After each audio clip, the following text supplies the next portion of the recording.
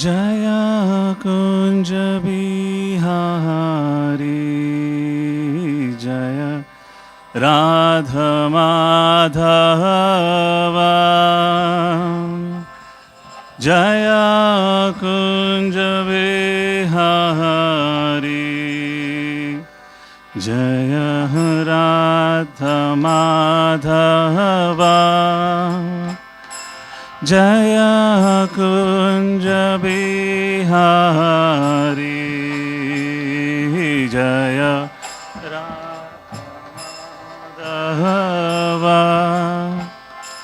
जय कुंज बिहारी जय गोपी जनवल्लभा जय गिरिवरधारी जय गिरिवरधारी जय गोपी जनवल्लभा जय गिरिवरधारी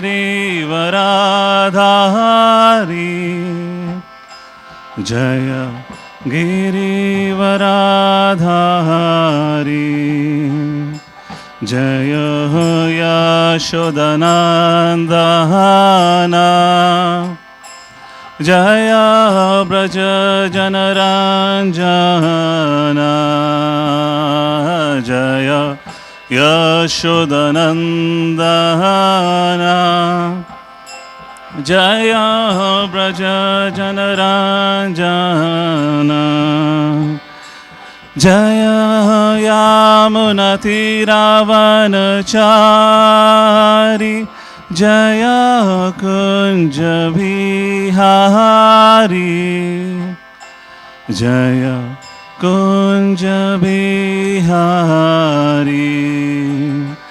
जय यामुनतीरावनचारि जय कुंज बिहारी जय कुंज बिहारी जय राधा माधवा जय कुंज बिहारी जय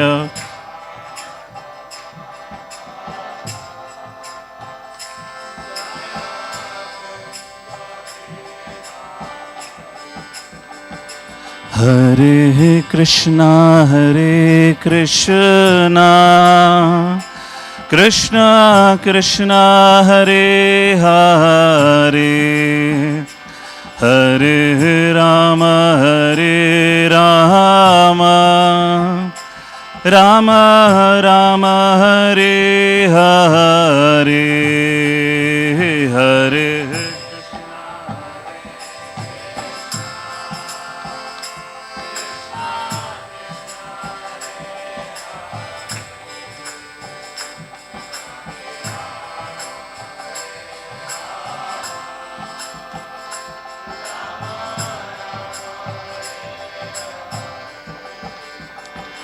हरे Krishna Krishna Krishna Hare Hare Hare Ram Ram Ram Hare Hare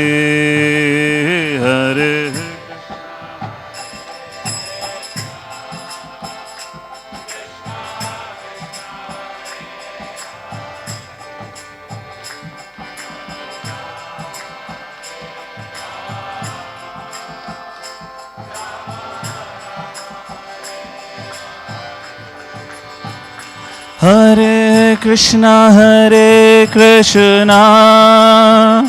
Krishna Krishna Hare Hare Hare Ram Ram Ram Hare Hare Hare Krishna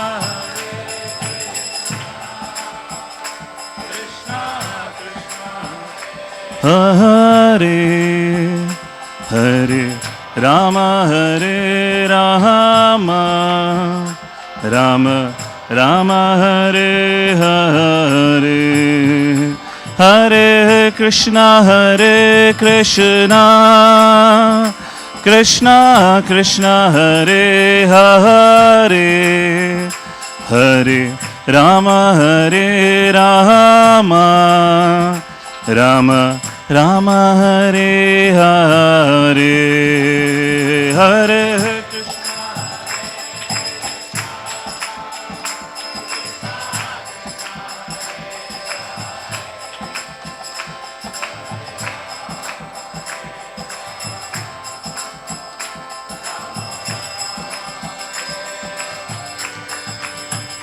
Hare Krishna Krishna Krishna Hare Hare Hare Rama Rama Rama Hare Hare Hare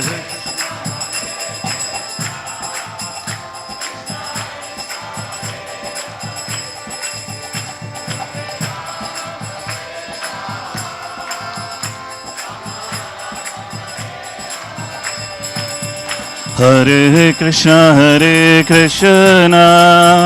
Krishna Krishna Hare Hare Hare Rama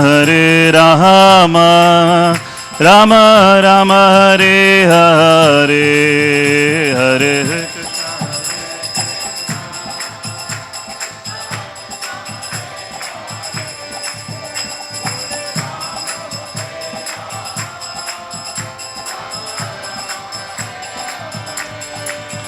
Jaya Radha Madhava Jaya Kunja Bihari Jaya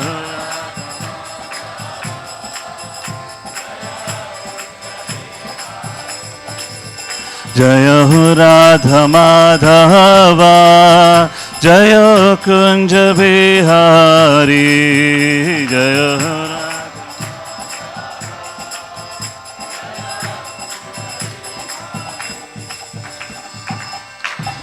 Jaya Radha Madhava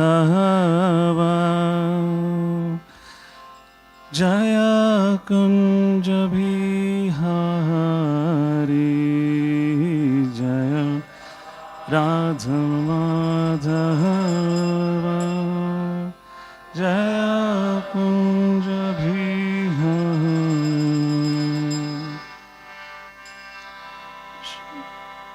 Shri Harinam Sankirtan ki Jagat Guru Srila Prabhupada ki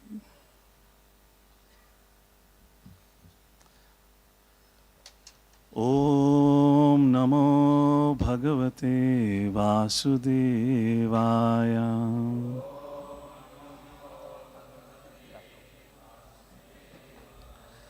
Om Namo Bhagavate Vasudevaya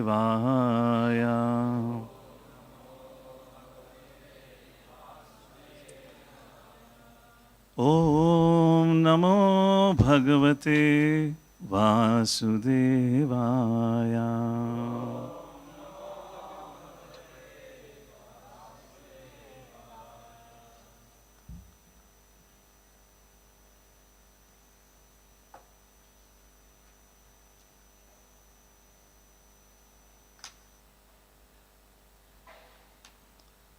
Together. Narayanam namaskritya naram chaiva narottamam devim saraswatim vyasam tato jayam udirayat nashtaprayeshu bhatreshu nityam bhagavata sevaya bhagavati uttama shloke bhakti bhavati nashtaki Krishnaya Vasudevaya Devaki Nandanaya Cha Nanda Gopa Kumaraya Govindaya Namo Namaha Hare Krishna. I'll show the verse from laptop only now.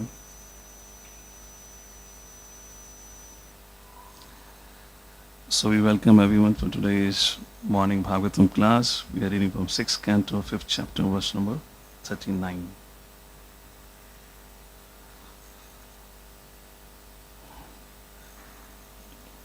I hope it will work.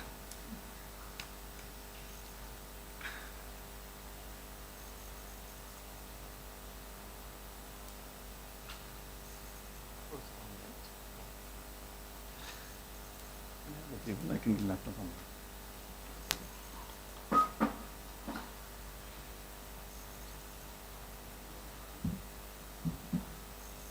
The table. I can keep it, give it a height.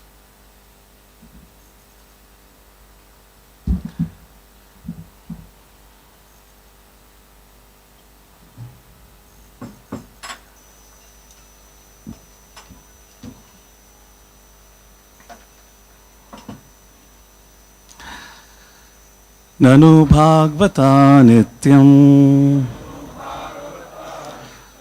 Bhutanugraha Kataraha Rate Tvam Suhrid Ganam Vai Vairankaram Averinam Nanu Bhagavata Nityam Bhutanugrahakataraha Rate Tvam Suhridagnam Vai Vairankaram Averinam Nanu Bhagavata Nityam Bhutanugrahakataraha Rate Tvam Suhridagnam Vai Vairankaram Averinam.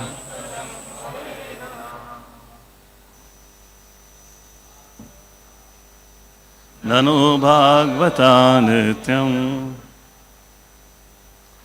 Bhutanugrahakatara Rate Tvam Suhridagnam Vai Vairankaram Averinam. Nanu Bhagavata Nityam Bhutanugrahakataraha Rate Tvam Suhridagnam Vai Vairankaram Averinam. Nanu Bhagavata Nityam Bhutanugrahakataraha Rate Tvam Suhridagnam Vai Vairankaram Averinam. Mothers, Nanu Bhagavata Nityam Bhutanugrahakataraha Rate Tvam Suhridagnam Vai Vairankaram Averinam. Word-to-word translation and purport by His Divine Grace A.C. Bhaktivedanta Swami Srila Prabhupada ki. Nanu, now, Bhagavataha, devotees of the Supreme Personality of Godhead. Nityam, eternally. Bhutanugrahakataraha, very much anxious to bestow benedictions upon the fallen conditioned souls. Rate, accept. Tvam, yourself. Suhridagnam, a breaker of friendship. Therefore not countable among the Bhagavatas or devotees of the Lord. Vai, indeed. Vairankaram, you create enmity. Averinam, toward persons who are not enemies. All the devotees of the Lord, but you are very kind to the conditioned souls and are eager to benefit others. Although you wear the dress of a devotee, you create enmity with people who are not your enemies. or you break friendship and create enmity between friends? Are you not ashamed of posing as a devotee while performing these abominable actions? Puppet. Such are the criticisms that must be borne by the servants of Narada Muni in the disciplic succession. Through the Krishna consciousness movement, we are trying to train young people to become devotees and return home back to Godhead by following rigid regulative principles. But our service is appreciated neither in India nor abroad in the Western countries, where we are endeavoring to spread this Krishna consciousness movement. In India, the caste Brahmanas have become enemies of the Krishna consciousness movement because we elevate foreigners who are supposed to be Malechas and Yavanas to the position of Brahmanas. We train them in austerities and penances and recognize them as Brahmanas by awarding them sacred threads. Thus, the caste Brahmanas of India are very displeased by our activities in the Western world. In the West, also, the parents of the young people who join this movement have also become enemies. We have no business creating enemies, but the process is such that non devotees will always be inimical towards us. Nevertheless, as stated in the Shastras, a devotee should be both tolerant and merciful. Devotees engaged in preaching should be prepared to be accused by ignorant persons. Yet, they must be very merciful to the fallen conditioned souls. If one can execute his duty in the disciplic succession of Narada Muni, his service will surely be recognized. As the Lord says in Bhagavad Gita 18th chapter, verse number 60 and 69, Ya idam paramam guhyam mad bhakti shubhidasati bhakti mai param kritva mamai vishati samshaya na cha tasman manusheshu kashin me priyakrittamaha bhavita na cha me tasmad anyaha priyataro bhuvi.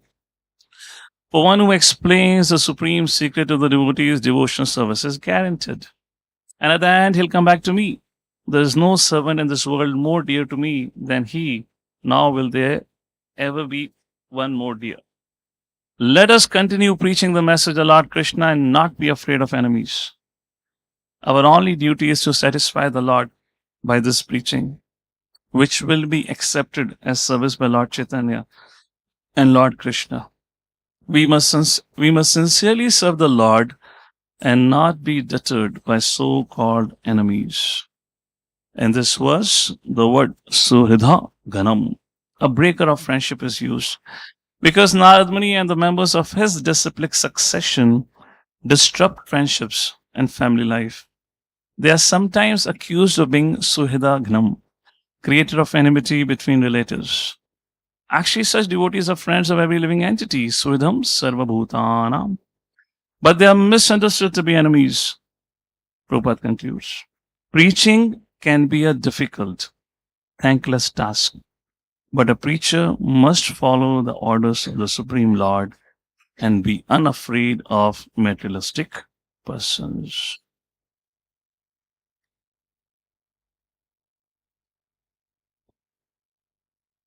Om Ajnanatimirandasya Jnananjanashalakaya Chakshurunmilitam Yena Tasmai Shri Gurave Namaha.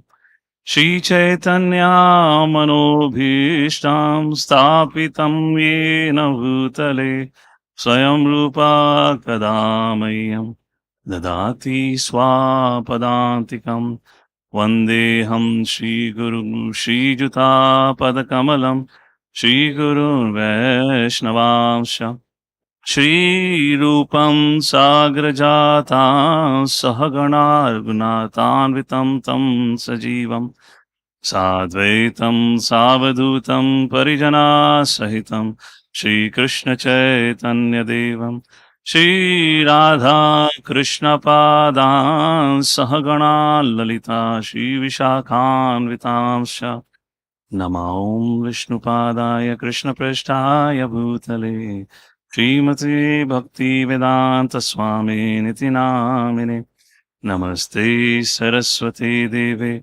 Gauravani Pracharine निर्विशेष शून्यवादी पाशतादेशतारिणे नमो महावनन्याय कृष्ण प्रेम पदायते कृष्णाय कृष्ण चैतन्य नामने गौतसे नमः वंशकल्पातरुभ्यश्च कृपा सिन्धुभ्यैव च पतितानां पावनेभ्यो वैष्णवेभ्यो नमो नमः हे कृष्णा करुणा सिन्धु दीनबन्धु जगत्पते गोपेश गोपिका कांत राधा कांत नमोस्तुते तप्त कांचन गौरांगी राधे वृंदावनेश्वरी वृषभानुसुते देवी प्रणमामि हरिप्रिये जय श्री कृष्ण चैतन्य प्रभु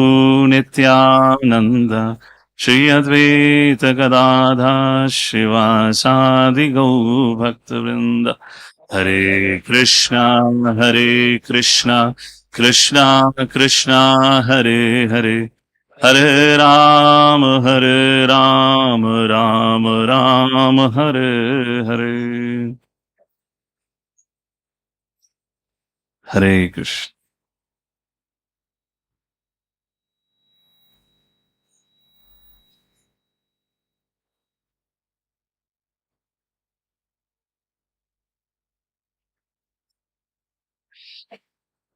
So first of all, seeking blessings of all the assembled Vaishnavas and devotees so that I can speak something on the subject matter, primarily for my own purification. And if in case you find something worth, maybe you can take it some message from this particular presentation. And particularly my obeisances to all the senior Vaishnavas who are assembled here. So we are discussing from 6th canto, 5th chapter, titled as Daksha curses Narada Muni. And for the last few days, we are having a theme of verses, which is actually talking about Daksha eventually cursed Narada Muni. And in that, we are reading the 39th verse. Just to do a quick recap, HareKrishna Prabhu had actually went through with all this thing. I'll be just a little short on this. So I'm just going to quote from verses 36 to 39 what Daksha had actually spoken to Narada Muni, although he continues to speak in the further verses, which we all will hear tomorrow onwards. So in the 36th verse, Daksha calls Narada Muni a sadhu, and he calls himself as a sadhu. I am a grahastha sadhu. You are a sadhu. Why? Because you have made my kids, my innocent boys, a beggar. Srila Vishnu Chakravarti Thakur writes, Daksha is telling, I am saintly because you have produced great misfortune for me. What injustice did I do? You with envy, not tolerating the happiness of household life. Narada Muni is envious of the household life. Have shown the path of the beggars to my small children. Atmavan manyate jagat. This is the second lifetime that we know of Daksha. Not sure if he even took Vanaprastha in his past life. And his 11,000 sons have become renunciates. It's going to pinch a little bit. मेरा तो कुछ कल्याण नहीं हुआ, मेरे बच्चों का कल्याण हो गया. In other words, he's kind of thinking, well, I couldn't do it. According to me, dharma, artha, kama, moksha, that's the way of progress. That's a karmakana mentality. How come my innocent boys have been befooled by this Sadhu Narad Muni who has forced him or forced them to take onto the path of renunciation when they're not ready for it? Srila Prabhupada writes two reasons in the purport. Unless one enters, their mindset is, unless one enters Grihastha life, they cannot properly enter the renounced order. That's the first reason that they have. Second, people addicted to household life wonder, how can anyone give up the enjoyment of the household life? That's also a wonder for all of us. What's enjoyment? Anyways, the purport, Prabhupada writes, in essence, parents may accuse, but devotees should continue to preach. In the next verse, Daksha calls Narada Muni in the 37th verse, you are sins personified. According to Daksha, every born child has three depths to the sages, to the father, and to the devatas. But Narada Muni, showing the path of renunciation, have deprived his sons for performing those rituals. Thus, according to him, the sons and Narada Muni both have incurred sin or committed sin. Prabhupada says, renouncing for the sake of Supreme Personality of Godhead, makes one free from all debts. And then Prabhupada concludes in this particular verse, what is the duty of a Vaishnava? Just continue on preaching and enable everyone to go home back to Godhead. Don't listen to all this opinions. Then we come to the 38th verse, which was yesterday's verse, where Daksha, now criticizing Narad Muni, says, Nir anukrosha, आप में तो दया का कोई बूंद ही नहीं है, without compassion. Not only this, yasha ha, yasha means fame, ha means barbat karna. You have destroyed the fame of the Supreme Lord because you are a companion of the Lord. Nirpatrapa, and you are so shameless. Pretty heavy words. Daksha is calling to Narad Muni. And Prabhupada writes very beautiful line. Bhakti yogis, they are callous. They're indifferent to the public opinions. Let people say whatever they have to say. They continue doing what they have to do. Opinions of the material world. And then we come to the today's verse where now Daksha speaks a little more harsher words. Suhida ghanam bhoktaram yagnatapasam sarvaloka mahesham. Suhidam sarvabhutanam.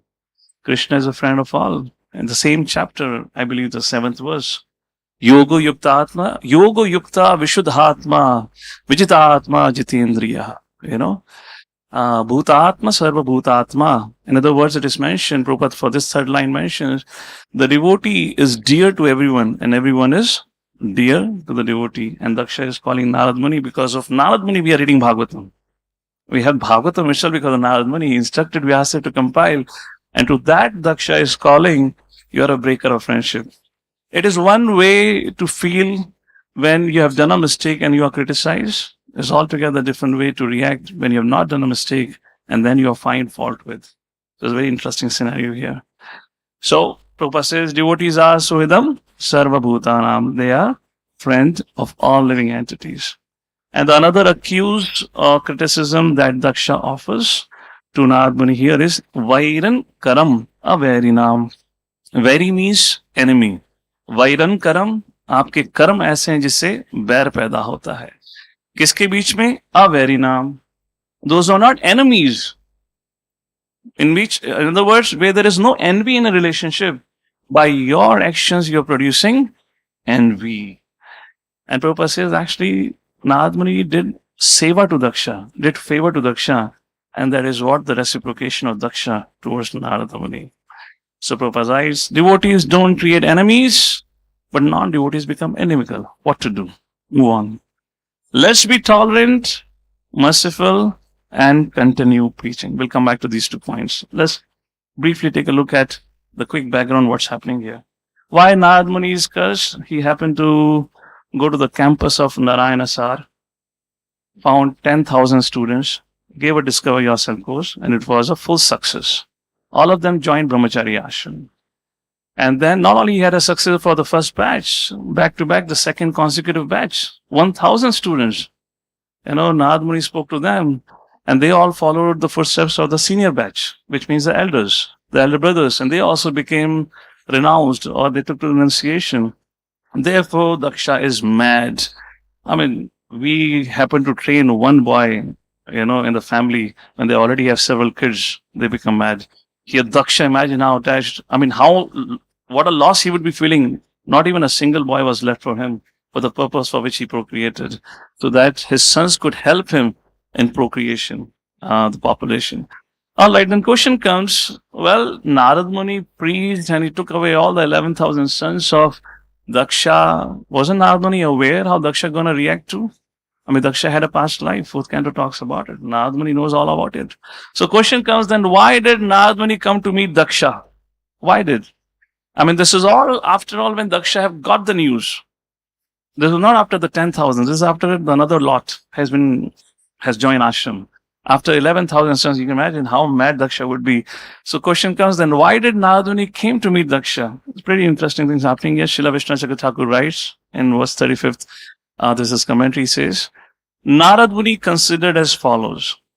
The dynasty of Swayambhuva Manu, Priyavrat, Uttanapa, Dhruv, and others all attained the Lord by my efforts. Prachani Bhari, also though involved in karma, was delivered. fourth canto, and in the end we read about the story. His sons, the 10 Prachetas, which we are reading in the last from the previous chapter, and his grandsons, full family dynasty has got delivered. Only one person is still hanging to this material world. That is Daksha. His grandson, which means the grandson of Prachetas, are the sons of Daksha, the Haryasavas and the Shavalasavas. How is that only Daksha remains playing in the blind hole of household life? I shall deliver him also. Hearing that his sons have renounced, lamenting Daksha now remains in his house with detachment. Something like Vidura thought for Dhritarashtra. All his sons have died. Now it's a time for him to hear. Now is a suitable time to give him mercy. If he does not come to me, I will go to his house. For this reason, Narad Muni went to see Daksha. So, was Narad Muni successful?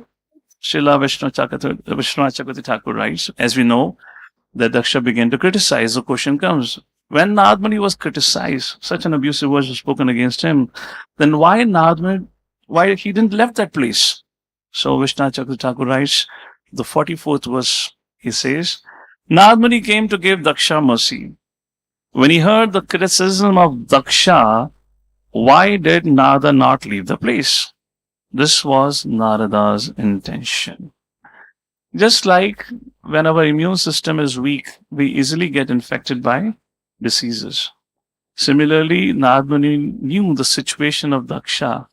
Now, because he had lost the results of his hard work, and he has nothing, definitely he would be angry.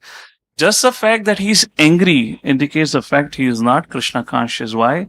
Because he's not accepting the will of providence. From Narad Muni's perspective, therefore, Daksha is the right recipient of the mercy of devotees or the mercy of the Lord. With that intention, Narad Muni came that Daksha definitely deserve, or definitely Daksha needs to hear about the Lord. This was Narada's intention, controlled by anger. Let him criticize a lot. Let him curse me. This is the result of anger anyways. When his anger will subside, he will see that I did not criticize him or cursed him in return and tolerated everything. Then he will repent that he has criticized and cursed a devotee of the Lord. This is called thinking out of the box. Narad Muni is compassion, limit of compassion. He's not only giving a benefit or doubt, he's also thinking maybe he will change after cursing and criticizing me all. Then he will repent that he has criticized and cursed the devotee of the Lord like the Kumaras when they went to the gates of Vaikuntha. Then he will be a suitable field for sowing the seed of bhakti. I will then go and sow the seed of pure bhakti in him. Thinking in this way, Narada remained there for the proper moment. All right, we know that it didn't happen. Did Daksha become repentant? Narad Muni expected that. Well, no. So question comes, why Daksha didn't become repentant? Continuing reading the same commentary. But seeing that Daksha was not repentant, Narad Muni left. And what he said? Oh, what power the remnants of offense to Shiva have. Because of the offense that Daksha had committed in the past life, and that remnants of offense continues in this life also, because of which Daksha is not able to become repentant. But interestingly, if you go back to the 4th canto, but Daksha did ask for forgiveness from Lord Shiva. If you read in the 4th canto, 7th chapter, verse number 13 to 15, he's begging for forgiveness and all that is done, and then he offers prayers to the Lord. Vishnu appears in the assembly, and Daksha glorifies Lord Vishnu. And there Maitreya Muni makes a very interesting statement. I'm just quoting the quote from Srila Prabhupada and Vishwanath Chakravarti Thakur, what they write. Maitreya Muni says, Bhagavan Svena Bhagena, Lord appeared and he was satisfied only with his own share. And for this line, both Acharyas, Srila Prabhupada and Vishwanath Chakravarti Thakur gives a commentary. Let's see what Srila Prabhupada says. In the yajna, there is a share for the demigods, Lord Shiva and Lord Brahma, and a share for Lord Vishnu. He is satisfied. Vishnu is satisfied with his own share and does not encourage upon others. Indirectly, he refers to Vishnu, indicated that he was not satisfied with Daksha's trying to deny Lord Shiva his share. And to the same purport, or same verse, Srila Vishwanath Chakravarti Thakur writes, actually, Lord was not pleased because the offense to Lord Shiva. Okay, let's fast forward to 6th canto. We know in the previous chapter, I believe, right? Which chapter? Daksha is born to Prachetas. Daksha goes to the forest and he chants Hamsa Guya prayers. He pleases the Lord. Lord appears. Interestingly, the Lord has appeared to Daksha not once but twice. And let's see what happens when the Lord appears to Lord appears to Daksha in the previous chapter. Vishnu Chakravarti Thakur writes to the fourth chapter of the previous, of this canto in the 52nd verse. Though the Lord mercifully showed Daksha his form after Daksha had praised him and had given him instructions, he cast Daksha onto the path of karma and material enjoyment. Really? Why would Lord do so? And not into the sweet ocean of his prema. Vishnu Chakravarti Thakur writes ahead. This is because the influence of his offense to his great devotee Shiva had not been completely removed. What does it actually mean that has not been removed? Let's take a look at it.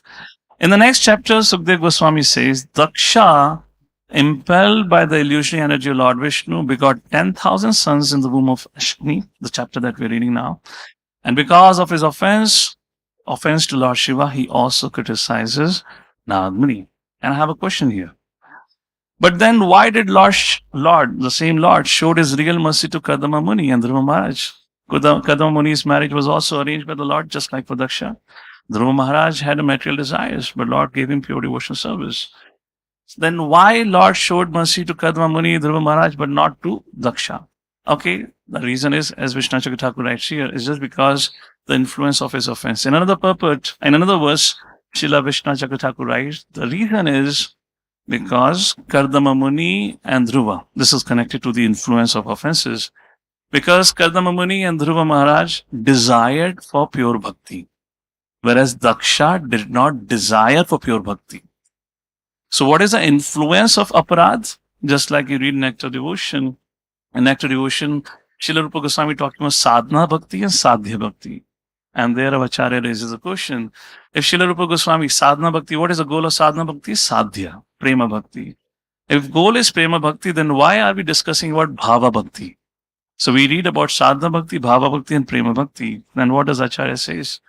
Why bhava bhakti has been distinguished from the prema bhakti?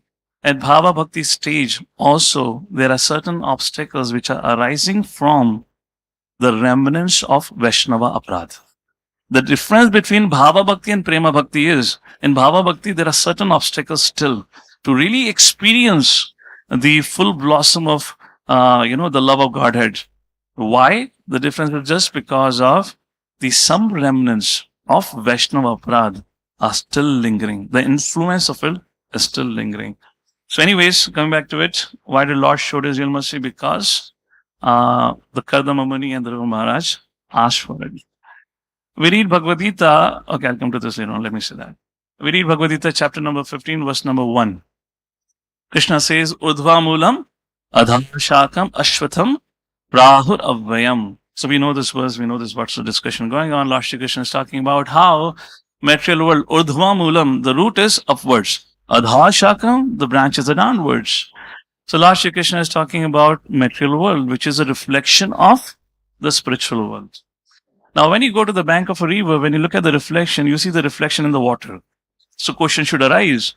Where does the reflection of this material world resides? Any idea? Where does the reflection of the material world reside? It should exist in something, isn't it? Where does the reflection of the material world resides? Any thoughts? Mahatattva. Okay, anything else? Okay. Desires. Prabhupada writes in the purport, this reflection of the spiritual world is situated on desire, just as a tree's reflection is situated on water. From my perspective, it's only the game of desire. The difference between all of us, or the Shuddha Bhaktas or pure devotees, or a non-devotee, is only on the levels of our desire. Therefore, in the 5th chapter of Bhagavad Gita, there's a whole discussion of desire management, when Lord Shri Krishna talks about that how a living entity can only desire. It is Paramatma sanctions or rejects. And then there's a material nature which provides if the Paramatma sanctions. So, for Daksha, a particular reality exists according to him. despite having darshan of Lord not once but twice, having such a great association of Vaishnavas like Lord Shiva, he got association of Narad Muni and whatnot. He's a son of Prachetas, you know. Despite having such a high birth, having great association, had direct association with Lord Vishnu, but one thing did not change in him was his desires. He thought his act of procreation was the highest service towards the Lord. And therefore, although Lord appeared, just Lord says, Ye yatamam prapadante tam sateva bhajamim. As you approach me, so I shall reveal myself. That's the whole story going on here. Therefore, Daksha, when he's looking at what had happened from the perspective of Narad Muni, from the perspective of Srila Prabhupada, from the perspective of Acharyas, actually Narad Muni had done a great service to Daksha. He has delivered all his sons. That's the duty of a father, which Daksha failed. In fact, Daksha should have given a red carpet welcome. He should have done Abhishek or Narada Munis, thinking that, in one shot he has delivered all my 11,000 sons. But whereas, if you see Narad Muni has one aspect of reality and Daksha have another aspect of reality, the only difference is covered over by desire.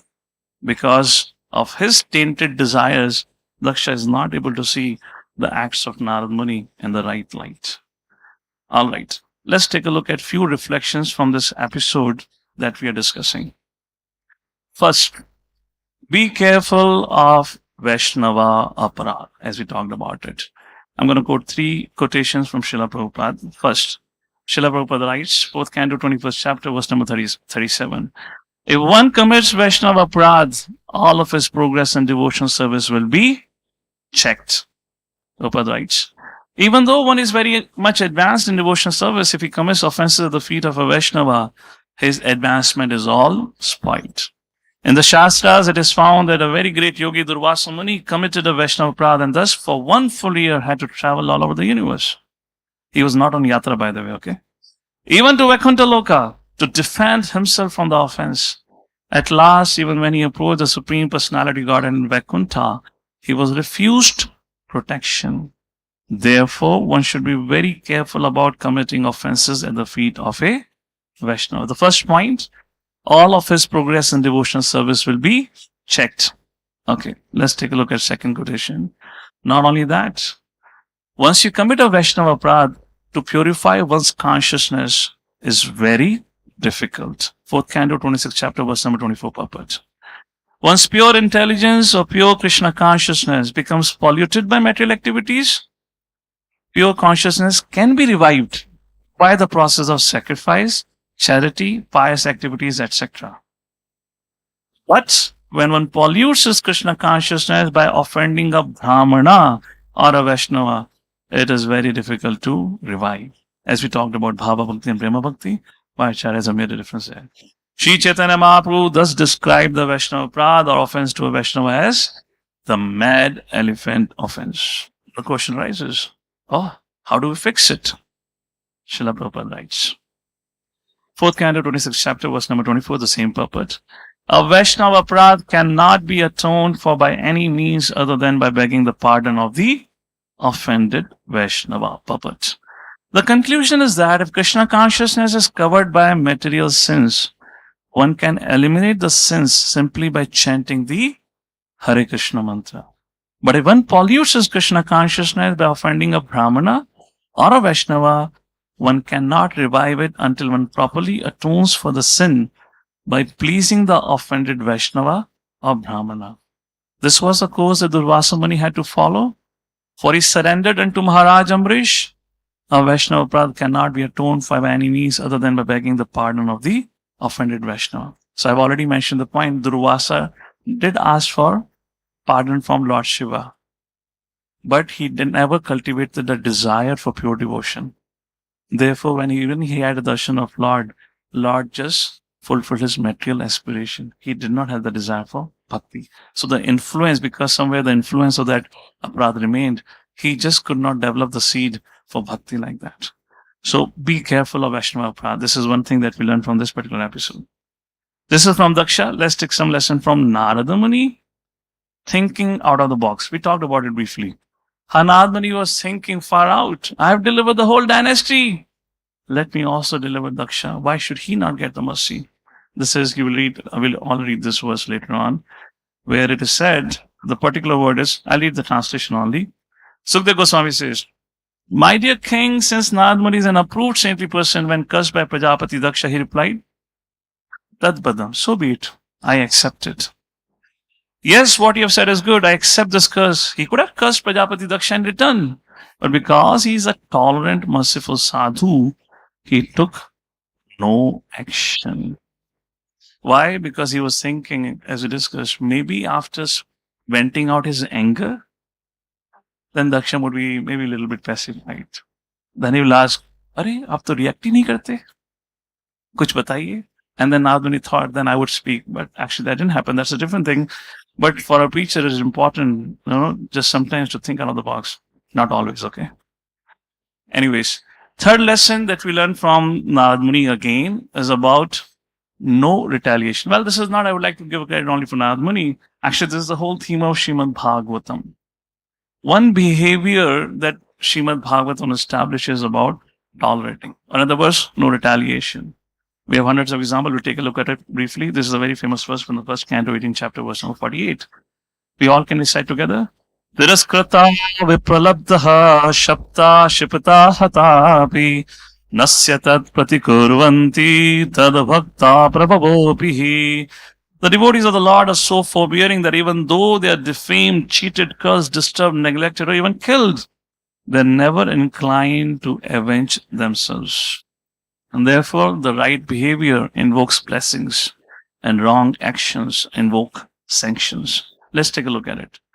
Tiraskrata, being defamed, Lord Shiva, and none other than Durvasa Muni. He did that. What all he spoke to Lord Shiva. He said, you have a face like monkey. You don't take bath. So much abusive language.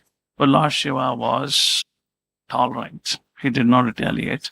Well, that's a different thing. The the followers could not tolerate. And then all that dhamaka happened on that great sacrifice like that. Then we have Vipralabdha, being cheated.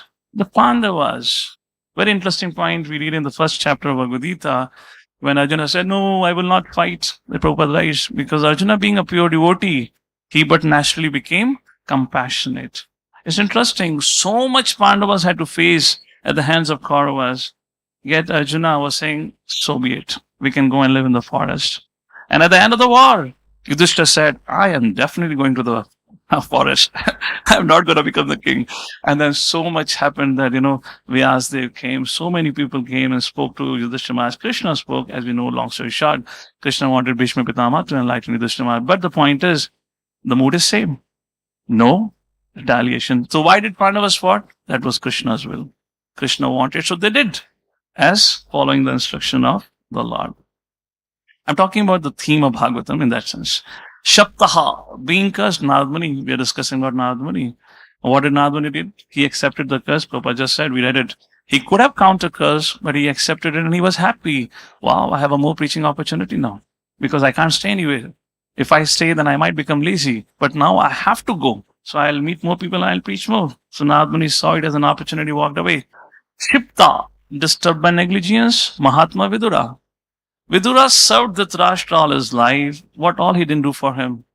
And right in front of it was Dhritarashtra who called Vidura for his advice. Vidura was not present at that assembly at that point of time. Vidura was called by Dhritarashtra and Dhritarashtra, Vidura, what do you think? And this is the whole incident is after Lord Krishna had come as a peace messenger and everything. And Vidura said, can you imagine? Your son tried to arrest Krishna? And Vidura lost it. And he chastised. Saesh doshakara. Vidura says, this is a sin personified. And we know what happened. Duryodhana lost his temper anyways. He was always frustrated. What do you expect from him? Duryodhana became angry and he abused Vidura. And what did Dhritarashtra did? He just offered his negligence. As if nothing happened. As if you don't exist for me.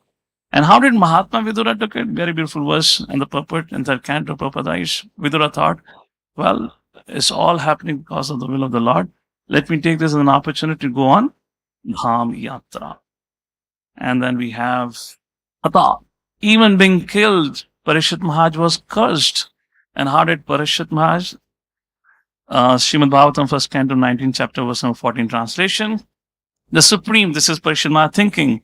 When he got to know that he has 7 days to live and 7 days he died, what was the reaction of Parikshit Maharaj? The Supreme Personality God at the control of both the transcendental and mundane worlds has graciously overtaken me in the form of a Brahmana's curse. Due to my being too much attached to family life, the Lord, in order to save me, has appeared before me in such a way that only out of fear I will detach myself from the world. Like that in Srimad Bhagavatam, there are many, many examples. Let's move to the next lesson that we can draw. How to face criticism. This is from His Holiness Mahavishnu Swami Maharaj's one particular lecture. Long, long ago, I had received this little notes. So this is from there. And he's speaking in a class and he mentions, now this is not in relation to Narad Muni, but let's take a context to Narad Muni. Now, if you see, Narad Muni had done something unprecedented. At one shot, he delivered 11,000 sons. It's a big achievement. And in this regard, His Holiness Mahavishnu Swami Maharaj mentions, he says, when a devotee does something which is a little special, or he feels that he has done something great, then sense of feeling arises in his mind that I'm beyond reproach. I am so great because I could do such a task. Well, Narad Muni did that, So if you have a thought of I am beyond criticism, then you really cannot take criticism. We'll come to that later on. So how to face criticism? Here, Vishnu Maharaj says, well, being in the part of this world, it is inevitable, unavoidable. Criticism is as much as a part of our daily prasadam. You eat 3 times prasadam, 5 times prasadam, be assured criticism going to be part of daily meeting. It's unavoidable, whoever we are. So, Prabhupada Maharaj says, the way we take criticisms, the way we react, reveals with what motive we performed our service. I love this point. Almost always we attach ourselves with the results of our service. I am the doer. And feel proud that we have done something great. In the case of Narad Muni, he had no expectation from Daksha. He had no expectation. He was not thinking that Daksha is going to give him a red carpet welcome because I've done such a great favor. Now, but in case when a devotee becomes attached and then when he is criticized, how many of you agree it is very painful? इतना सब कुछ किया तुम्हारे लिए, सब भूल गए, इतना गाली दिया. So, because when we become attached to the results, then obviously we feel proud. Then Maharaj says, in such situations, Krishna tests our true motive through these fault finders. They are our benefactors. Krishna is inspiring the fault finders to help us. And if we vehemently oppose those criticisms, then it is almost always true that we are either proud of our service or materially motivated over the result of the service. To conclude, how to face criticism? We should understand that there is always a pinch of truth in any criticism. By taking it in a positive way, without blaming the criticizer, we only improve our own selves. Well, Narad Muni's standard is way high. He's totally Krishna conscious. But how can we face criticism is what we're talking about here. Some snippets from the lecture of His Holiness Mahavishnu Swami Maharaj. Let's go to the next lesson. What is real tolerance? Now, Narad Muni have really exhibited tolerance. Again, we talked about, Narad Muni, Parikshit Maharaj. There's so many examples that comes in Srimad Bhagavatam, the cow and bull, etc., etc. Now, in case of Daksha was also thinking that I'm tolerating Narad Muni. When did he thought he was tolerating Narad Muni? When his first set of sons, because he didn't criticize at that point in time, right? So he thought, okay, I'm a great man. Let me tolerate. So he thought he's tolerating it. But when the next time it happened, then he lost all his tolerance. So in this regard, a beautiful statement is made, and that is, when we think we are tolerating others, our head grows big. Something like that happened with Daksha. When we know that we need to tolerate ourselves, our heart becomes big. I'll repeat again. When we think we are tolerating others, our head grows big. When we know that we need to tolerate ourselves, our heart becomes Like Srila Prabhupada says, right? The famous statement, the greatness of a person is known by his ability to tolerate the provoking situation. And interestingly, the very first instruction Lord Shri Krishna gives in Bhagavad Gita is what? Tolerance. The verse number 13, the hinosmin yatade, you're not the body but soul. And the very next thing, after understanding you're not the body but soul, at least theoretically also, Krishna says, Matas Vashastu Kaunteya Shitoshna Sukadukada Agama Paino Nityas Tam Stitsakshva Bharata. If it is the first instruction, we better hear it. It's going to be really handy. The world is really going to test us. So when we think we are tolerating, tolerance is an ornament of a broad-minded person, which means who can empathize. Let me quote an example of a story of a king. He was traveling through a forest with his entourage, and suddenly a big stone came and fell on his head. And immediately all the soldiers became alert. Who threw? Who threw? They went running out in the forest, and they found behind the tree there was an old lady. And they captured the old lady and brought in from the king. They said, King, this is the culprit. She is the one who threw stone at you. And the king asked, my dear lady, why did you throw the stone? And the lady said, my dear king, I have not eaten for last 2 days. I was looking for food and I saw a tree laden with the fruit. So because of my age, I could not climb the tree. So I wanted to pluck a fruit. So I picked up a stone and I aimed at the tree with the aim of getting the fruit. But unfortunately, it missed all the branches. It came and fell on your head. I'm so sorry for that. And when the king heard, he pondered. Interestingly, if the tree, despite being hit by the stone, can give the fruit, then how much I as a king should provide for my dependents? How much should I care for? So tolerance is an ornament of a broad-minded person, which means who can empathize. And that king was none other than Shivaji Maharaj. Let's move to the next one. We're coming to the conclusion. Time is getting over. Devotee accepts and non-devotee expects. Now again, Parikshit Maharaj accepted the will of the Lord. We read about the cow and bull, accepted. It's all about that. Durvasa Muni, he expected that our Ambarish Maharaj, his understanding of respect was whatever I do, but Ambarish Maharaj would not eat. Similarly, Daksha expected certain behavior.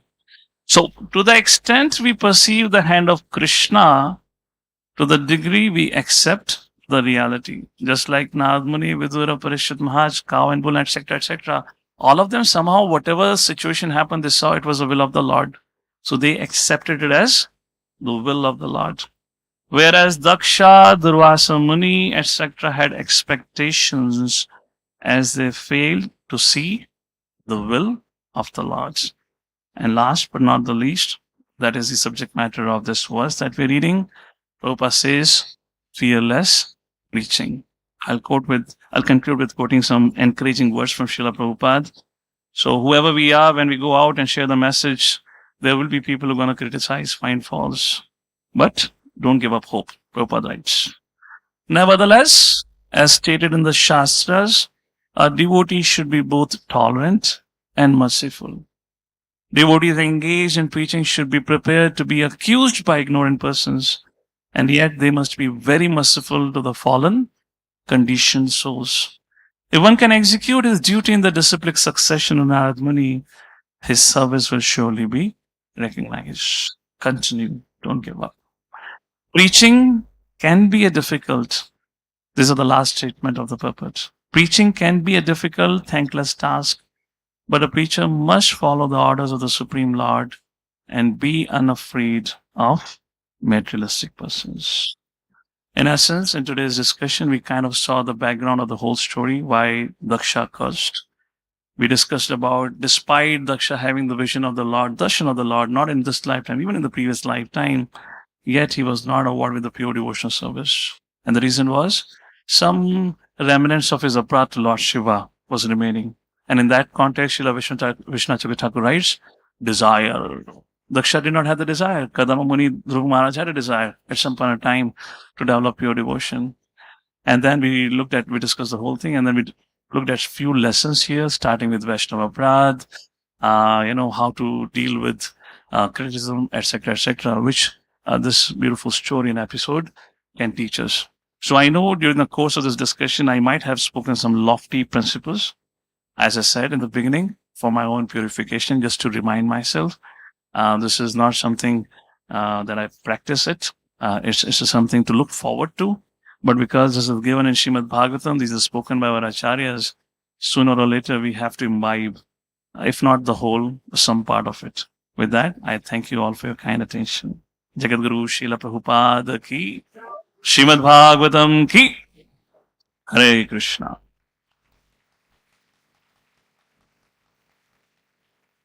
I know time is up, but as a part of my duty here, any one question or any comment or any corrections, Prabhuji? Any comment or any question? You don't have to ask. I'm doing my duty to raise this as a part of, Yes. Regarding this offenses part, when you showed in PPT, that Prabhupada was telling that we have to pardon or we have to go to the Vaishnava whom we have committed offense. The only way of atonement, yes. But in my case, I have done a lot of offenses to Vaishnavas, and now they are at different places, and which are I'm unconscious, also unconsciously also when doing offenses. Then it is a procedure. So in this regard, what I've heard from my seniors for this particular context is, if in case it is difficult to approach a Vaishnava, then go and open your heart, share your heart to the Lordship, and ask them, my dear Lord, I know for some reason, or maybe the Vaishnava is in a different place. And as you said, maybe I have committed many aparad which I don't know. Then we should pray to the Lordship. My dear Lord, please give me the intelligence so that I don't commit any more Vaishnava aparad. And for those who have committed aparad, give them the strength to forgive me. As a Paramatma, you can change the mindset. So that's a prayer we can make. All right. Hare Krishna. So we conclude here. Hare Krishna. Thank you.